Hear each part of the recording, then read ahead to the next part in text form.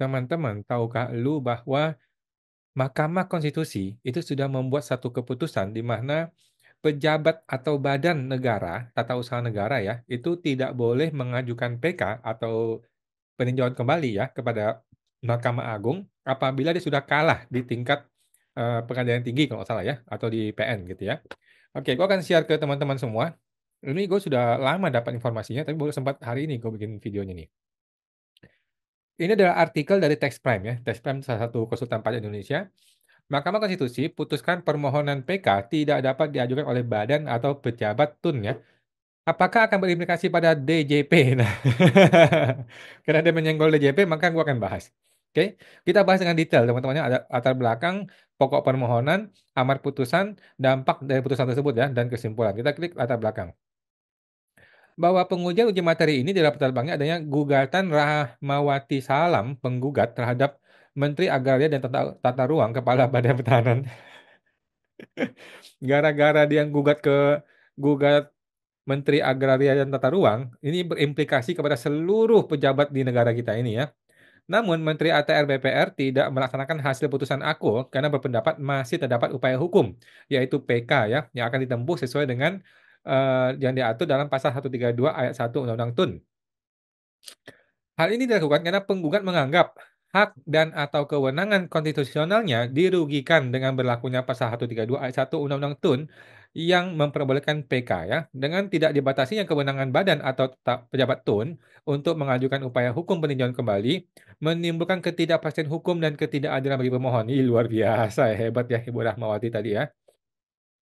Jadi pokok permohonannya adalah pasal 132 ayat 1 Undang-Undang Peratun, kemudian rumusan pasal yang diuji ya terhadap putusan pengadilan yang telah memperoleh kekuatan hukum tetap dapat diajukan permohonan PK kepada Mahkamah Agung. Ini yang di-challenge. Ini yang di-challenge sama dia. Alasan dia adalah A, B, C. Pasal tersebut tidak membatasi badan atau pejabat TUN untuk mengajukan PK. Terdapat ketidakpastian hukum dan ketidakadilan bagi putusan TUN karena Menteri ATR BPN RI menunda eksekusi putusan dikarenakan sedang mengajukan permohonan PK. Jadi gara-gara dia berencana untuk PK, maka dia tidak mau mengeksekusi putusan pengadilan. Kan kacau ya, pejabat loh ini ya. Sesuai pasal 66 ayat 2 Undang-Undang MA, permohonan PK tidak menangguhkan atau menghentikan pelaksanaan putusan pengadilan. Wah, luar biasa ya. Jadi di pasal 66 ayat 2 Undang-Undang MA ya, permohonan PK itu tidak dapat menangguhkan dan tidak dapat menghentikan pelaksanaan dari putusan pengadilan. Luar biasa ya. Kemudian pasal yang bertentangan dengan pasal yang menjadi pokok permohonan adalah pasal 1 ayat 3 Undang-Undang Dasar ya. Indonesia adalah negara hukum. Ini sudah kita bawa kemana-mana ya. Pasal 1 ayat 3 Undang-Undang Dasar. Indonesia adalah negara hukum. 28D ayat 1 Undang-Undang Dasar ya. Setiap orang berhak atas pengakuan, jaminan, perlindungan, dan kepastian hukum yang adil serta perlakuan yang sama di hadapan hukum. Amar putusannya, putusan MK ya. Ini langsung MK teman-teman ya. Karena yang diuji undang-undang ya. Yang diuji adalah, iya, undang-undang Peratun. Undang-undang yang diuji ya, nomor 24 2024 telah mengabulkan sebagian permohonan pengujian materi pemohon atas ketentuan pasal 132 ayat 1 Undang-Undang TUN terhadap pasal 1 ayat 3 dan pasal 28D Undang-Undang Dasar ya. Dikabulkannya sebagian permohonan tersebut dikarenakan terdapat ketidaktepatan petitum permohonan sehingga dikabulkan sebagian menjadi seperti berikut. Oh, gitu. Jadi MK ini baik teman-teman ya. MK ini baik, dia bahkan bisa membantu merubah amar putusan karena ketidakpahaman dari pemohon ya. Tidak mempunyai, jadi keinginan dari pemohon adalah tidak mempunyai kekuatan hukum mengikat sepanjang tidak dimaknai terhadap putusan pengadilan yang telah memperoleh kekuatan hukum tetap hanya seseorang atau badan hukum perdata yang dapat mengajukan permohonan peninjauan kembali kepada Mahkamah Agung diganti menjadi ini.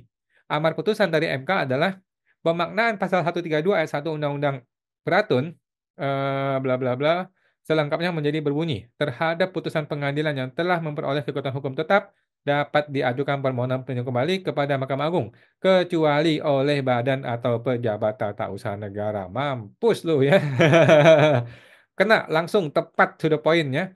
Jadi siapapun boleh mengajukan PK kecuali pejabat tata usaha negara termasuk DJP. Ya iya dong. Berikut adalah pertimbangan Mahkamah Konstitusi ya dalam memutus perkara AKO ya. Pada prinsipnya Undang-Undang TUN dibuat dengan tujuan agar menyelesaikan sengketa antara warga negara dan badan dan atau tata pejabat tata usaha negara ya. By the way, pengadilan pajak adalah pengadilan di bawah TUN ya. Itu jelas ya teman-teman ya. Dapat diselesaikan dalam lingkup peradilan tersendiri tidak melalui peradilan umum. Hal ini disebabkan perkara tata usaha negara memiliki karakteristik khusus yang berbeda dengan perkara perdata lain, perkara perdata umum ya. Yang pertama adalah dalam perkara tun yang dapat menjadi penggugat hanya seorang atau badan hukum perdata, sementara badan dan atau pejabat pemerintah selalu berada di posisi tergugat. Iya dong, nggak mungkin dong pejabat negara menggugat orang di tun, nggak mungkin ya. Adanya ketidakseimbangan antara kedudukan penggugat dan tergugat karena diasumsikan kedudukan penggugat dalam posisi lemah dibandingkan tergugat. Setuju ya? Selaku pemegang kekuasaan. Betul ya? Jadi ketika kita menggugat seorang pejabat publik kan dia penguasa, kita rakyat. Jadi beda nih gitu. Ada ketidakseimbangan di situ. C. Putusan hakim tidak hanya berlaku bagi para pihak bersengketa ya, tetapi juga berlaku bagi pihak-pihak di luar yang bersengketa. Ini ciri khas dari TUN ya, ciri khas dari TUN. Putusannya tidak mengikat pada orang yang bersengketa, tapi mengikat pada seluruh pejabat publik. Nomor 2, apabila badan atau pejabat tun yang kalah masih diberikan PK, maka hal tersebut menunjukkan bahwa badan atau tata usaha negara tersebut yang kalah itu ya telah menggeser keluar dari kitah atau eksistensi tun sebagai instrumen perlindungan hukum bagi warga negara masyarakat. Betul ya? Jadi pengadilan tun dibikin khusus nih, sengaja dibikin khusus untuk mengadili masalah tun. Ya kan? Setelah lu selesai lu kalah, lu bawa ke MA, lu bawa keluar lagi dari petun kan kacau gitu loh. Nggak boleh. Jadi tun sudah selesai gitu, sudah selesai, lu kalah atau menang selesai gitu loh. Jangan dibawa keluar tun. Ya sudah dibentuk pengadilan tun khusus kok. Kenapa masih dibawa ke PK lagi? Nah, itu maksudnya ya. Sudah dibentuk petun khusus untuk ini. Ya udah selesai di sini gitu. Tiga, menurut mahkamah, sebagai bentuk penguatan penghormatan dan mendorong kepatuhan pada putusan tun yang telah berkekuatan hukum tetap ya, yang sudah inkrah dan sekaligus sebagai bentuk perlindungan hukum terhadap warga masyarakat ya. Maka permohonan PK dalam tun seharusnya diartikan hanya dapat dilakukan dan diberikan kepada seseorang atau badan hukum perdata, yaitu kita masyarakat ya, dan tidak dapat diberikan kepada badan atau pejabat tun yang keputusan dan atau tindakannya menjadi objek sengketa dalam tun dan telah dinyatakan kalah oleh petun ya. Nomor 4, memberikan hak atau wewenang kepada badan atau pejabat tun untuk mengajukan PK justru bersifat kontraproduktif, benar ya, serta menimbulkan ketidakpastian hukum dan ketidakadilan yang intolerable yang berdampak pada tertundanya eksekusi yang berpotensi pengingkaran keadilan sebagaimana justice delayed, justice denied ya. Namun, dari 9 hakim konstitusi yang memeriksa perkara aku ada dua ya, ada dua yang dissenting opinion ya, Bapak Suhartoyo, oh bosnya langsung, dan Bapak Daniel Yusmik. Oke. Eh, ya udah nanti aja deh nggak usah baca ya. Kemudian dampak dari putusan MK ini terhadap putusan pengadilan pajak ini masih clear teman-teman ya. Putusan MK 24 ini akan membawa angin segar bagi wajib pajak sebagai pencari keadilan. Putusan ini memperkuat hak-hak individu atau entitas yang berperkara di pengadilan TUN, termasuk pengadilan pajak ya. Ingat ya teman-teman ya, pengadilan pajak adalah pengadilan di bawah TUN. Sehingga wajib pajak akan mendapatkan perlindungan hukum yang lebih baik. Betul ya, perlindungan hukum yang baik dan kepastian hukum. Putusan MK tersebut diharapkan dapat memberikan kepastian dan perlindungan hukum mengenai siapa saja yang dapat mengajukan PK terhadap putusan pengadilan pajak ke Mahkamah Agung. Perlu diketahui, pengadilan pajak berada dalam lingkungan TUN ya dan sepenuhnya berada di bawah Mahkamah Agung. Sekarang dia masih dua kaki ya, setengah di Kementerian Keuangan, setengah di Mahkamah Agung. Tetapi segera akan menjadi anggota dari Mahkamah Agung. Hal ini sejalan dengan pasal 24 Undang-Undang Dasar ya, pasca perubahan keempat yang menyatakan bahwa kekuasaan kehakiman dilakukan oleh Mahkamah Agung dan badan peradilan di bawahnya dalam lingkungan peradilan umum, agama, militer, dan TUN. Lebih lanjut, Pasal 18 Undang-Undang 48 2009 tentang kekuasaan kehakiman dilakukan oleh sebuah Mahkamah Agung dan peradilan yang berada di bawahnya ya. Salah satunya adalah tata usaha negara ya, peradilan umum, agama, militer, dan tata usaha negara. Maka, berdasarkan pertimbangan tersebut, Mahkamah Agung dapat membentuk pengadilan khusus di lingkungan pengadilan yang berada di bawah Mahkamah Agung, di mana salah satunya adalah pengadilan TUN ya, bla bla bla. Dalam pengadilan pajak sendiri, subjek sengketa terdiri dari wajib pajak atau penanggung pajak dengan melawan pejabat yang berwenang yang bersengketa atas keputusan yang diterbitkan oleh pejabat yang berwenang ya. Dalam urusan DJP cuma ada satu tergugat yaitu Direktur Jenderal Pajak. Dalam urusan bea cukai hanya satu yaitu Direktur Jenderal Bea Cukai, nggak ada yang lain ya. Nah, lebih lengkapnya di pasal 1 angka 5 ya Undang-Undang Pengadilan Pajak. Sengketa pajak adalah sengketa yang timbul dalam bidang perpajakan antara WP atau penanggung pajak dengan pejabat yang berwenang. Pejabat yang berwenang cuma ada satu, yaitu Direktur Jenderal Pajak ya. Sebagai akibat dikeluarkannya keputusan yang dapat diajukan banding atau gugatan kepada pengadilan pajak berdasarkan peraturan perundang-undangan perpajakan ya, termasuk gugatan atas pelaksanaan penagihan terhadap Undang-Undang Penagihan Pajak dengan surat paksa.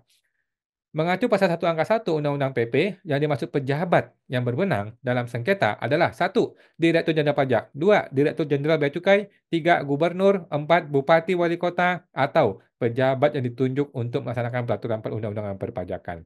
Dengan diterbitnya putusan MK ini, eh, maka pasal 132 ayat 1 Undang-Undang Petun akan membawa perubahan penting dalam interpretasi dan penerapan hukum di peradilan TUN, khususnya khusus untuk pengadilan pajak dan prosedur pengajuan peninjauan kembali, karena definisi pasal dalam TUN yang dilakukan pengujian material juga terdapat dalam lingkungan pengadilan pajak sebagai berikut.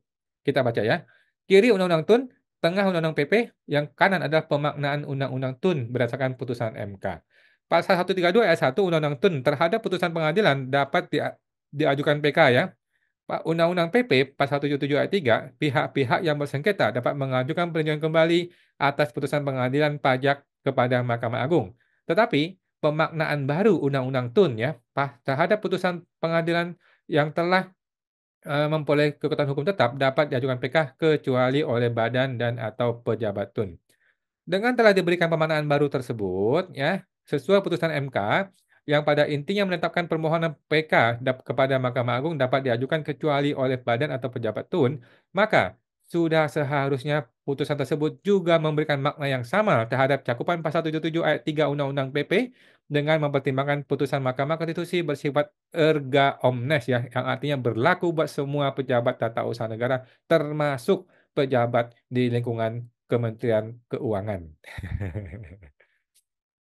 Kesimpulan, putusan PK nomor 24 ini berpotensi menimbulkan dampak terhadap DJP, DJ Bea Cukai, Gubernur, Wali Kota, Bupati dalam fungsinya sebagai pejabat TUN ya, di mana mempunyai kewajiban hukum untuk menaati putusan MK ya.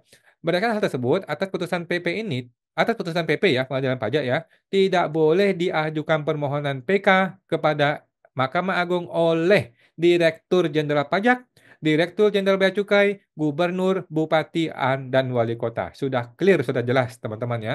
Dalam hal ini apabila putusan MK nomor 24 2024 ini diterapkan, maka Direktur Jenderal Pajak tidak dapat mengajukan PK. Selesai, ini masih digede-gedein nih, masih dikasih warna gede ini ya. Oleh karena itu, upaya hukum di pengadilan pajak diusahakan dilakukan secara maksimal oleh wajib pajak bukan wajib pajak dong, oleh si tergugat dong. Dengan mempersiapkan peraturan undang-undang perpajakan yang relevan, dokumen pendukung sengketa yang memperkuat posisi WP serta strategi dan penyampaian argumentasi sehingga dapat memperkuat keyakinan majelis hakim pengadilan pajak dalam memutus sengketa. Dengan demikian, putusan PP dapat mengabulkan permohonan banding atau gugatan WP dan menjadi putusan yang ingkrah. Sampai dengan newsletter ini diterbitkan ya, belum ada peraturan yang mengatur jangka waktu pelaksanaan putusan MK. Memang betul ya.